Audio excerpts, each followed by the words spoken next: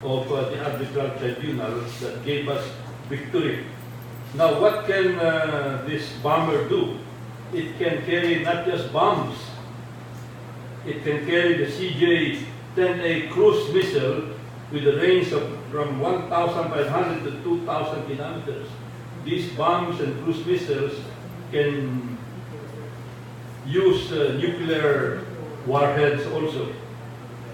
And of course, if nothing is done about this, the next step will be the deployment of J-11 fighters in those artificial islands that I named, NDCP Reef, inside our exclusive economic zone, Pirate Cross Reef, and Subi Reef.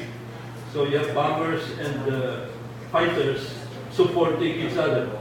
And this is the range that we're talking about.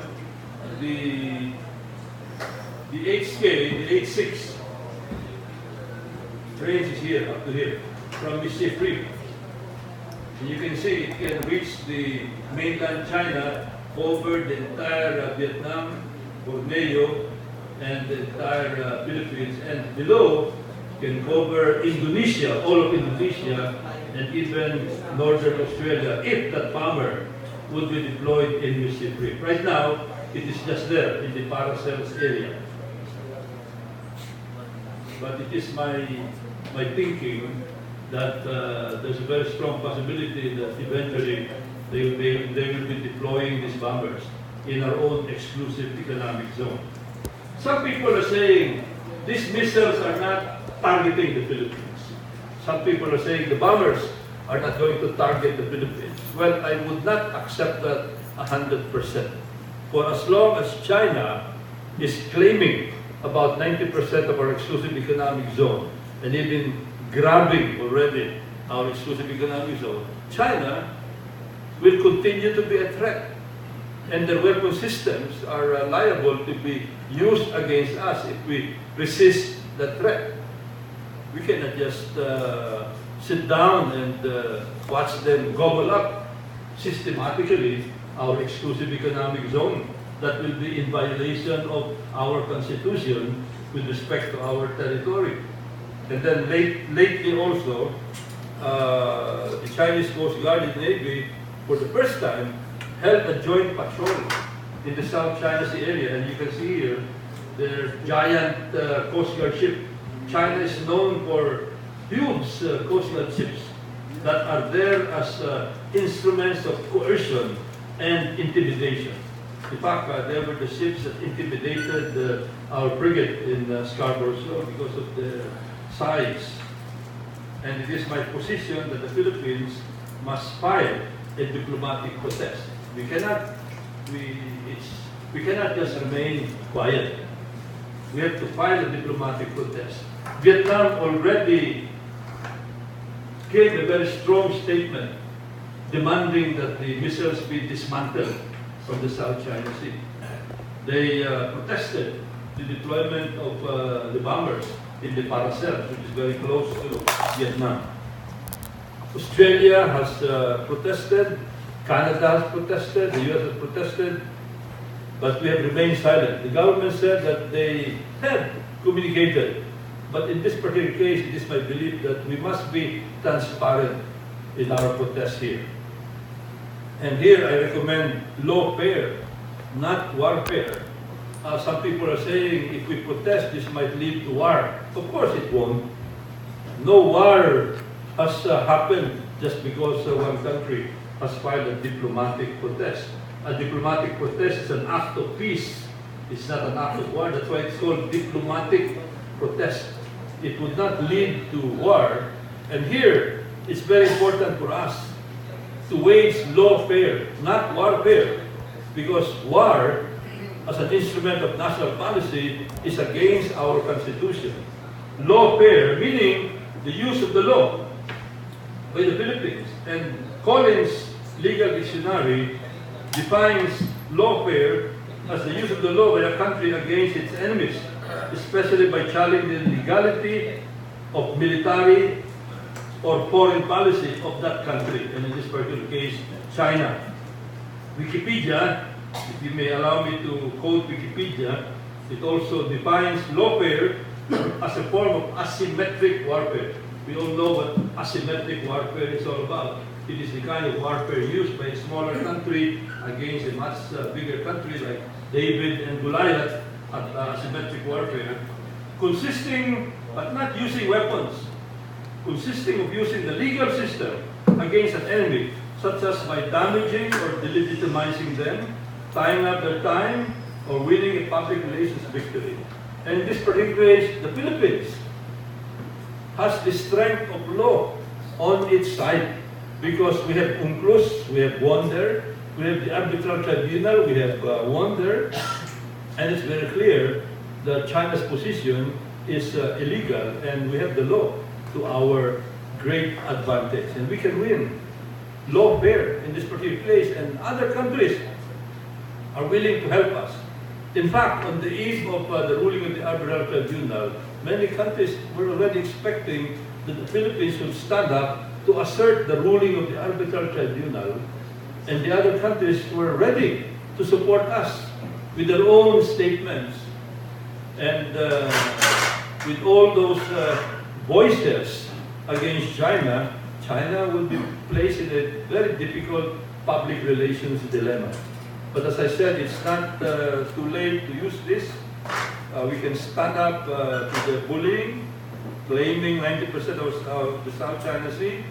We are not talking of warfare here, we're talking of invoking the rule of law, of asserting our victory in the Hague Tribunal, and that will definitely not lead to war. So I propose lawfare, not warfare, as already defined. And I believe that if we do this, and this, what I'm doing now is lawfare. I was a guest of a TV station yesterday, that's lawfare. I was a guest of a breakfast talk show yesterday morning, and I talked about this, that's lawfare. I post in social media, Facebook, Twitter, blog, Instagram, that's lawfare. And that's multiplied. For example, I do a live video and I get about 200 shares, maybe more. I get 20,000 hits. That's lawfare. Because what I'm saying reverberates not only in the Philippines but all over the world.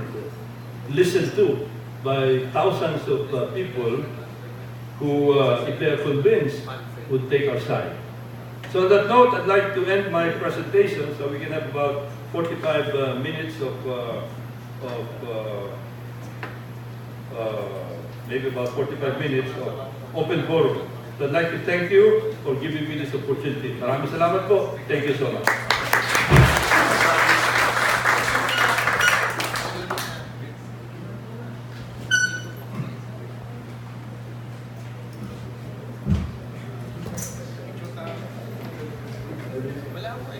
I'm requesting, I understand that we're supposed to have a break, but we're all military people here except for some civilians, and we can afford not to have a break, so we can have I'm requesting if we can have this open forum immediately, so I can take off at about 10:15 for my next engagement. Yes. I still have to continue my lawfare. Okay. Having said that, the floor is now open for the question. So first to ask question will be. By the way, we are on live video here, Facebook, so we're seen all over the world. Please wave at your friends. The children might be watching you. India, Malaysia, Nigeria, Pakistan, Bangladesh, Sri Lanka. Say hello to your friends. We have a live video, Facebook in Pakistan, Bangladesh, Sri Lanka. Thank you. Please, first question. Okay, so the first question will be asked by Colonel Noor of the Philippine Army. Sir, good morning. Colonel Noor, sir. Oh, yes. Thank you. Sir, not that I had a feeling of fait accompli or something that they're already there before we came. as I would cite also the same reference cited a while ago, sir, Wikipedia. It says that there was a certain rule before, unwritten rule that territorial waters would only reach to the canon range of 3 miles. And then it was increased to 12 nautical miles, which we take now as a basic rule. And in 1947, 1945, President Truman made a proclamation, and 2 countries, and especially on waters, and 2 countries, Chile and Peru, had signified their intention to avail of the 200 of the area given to countries. However, only in 1982 that it was made, legal by UNCLOS that every nation will be allotted a 200-mile economic zone. And because of this, it was not actually the intention of the China, but they published certain maps in 1947 also, claiming an 11 line originally, but they reduced it to 9, excluding the Gulf of Tonkin, which is actually theirs already, and therefore the 9 line. So can we say this, that the old proverb, early bird catches the worm, is the main principle that China is using in this South China Sea dispute? Well, basically yes, although they're a little late in going inside the South China Sea, this Pratlys area. In fact, most of the above low tide elevation features were occupied by Vietnam, Philippines, and ito aba by Taiwan and also Malaysia. But because of their huge construction capability, they were able to convert submerged features into big artificial islands. That was when they became a big economic power. When I went there in 1970 as part of a secret mission in the Philippine Navy, there was not even a shadow of China in the area. Taiwan was there. In fact, when they faced off with the Taiwanese Navy for a while in 1970 near Parola Island. But China was not there. China was not present. It was only later when they became much bigger. They started with Mr. Fripp, and after that they really accelerated and they became very aggressive. And to me, this is their grand plan when they were able to transform their economic power into military power. So, tama yung sinabi mo, no? Unahan na lang yan eh. In their case, they're ahead as far as artificial islands are concerned. Well, some people are saying, well, the artificial islands are there, but during an actual conflict, they're hard to defend. They're very easy targets. Well, that may be true in an actual conflict, but without conflict, during time of peace, they can be instruments of coercion. Imagine a 558-hectare military facility only 130 nautical miles from Palawan. And if they have bombers there already, then they will become a greater instrument of intimidation and coercion. So that's how it is. The facts on the ground are being changed. Now, how would the other powers react? I don't know. We are hoping that there will be some intervention without triggering a deadly conflict. That's our hope there. So now, the U.S. had very aggressive freedom of navigation operations in the South China Sea. But now that there are missiles there already, anti-ship cruise missiles with a range of 290 miles that can hit a destroyer, that can hit even an aircraft carrier, how would the U.S. now plan the freedom of navigation? Are they willing to take that risk of entering the kill zones of those missiles? We don't know. Thank you. Thank you so much. The next person to us will be Colonel Seniors of the Army, will be followed by Commodore Machut.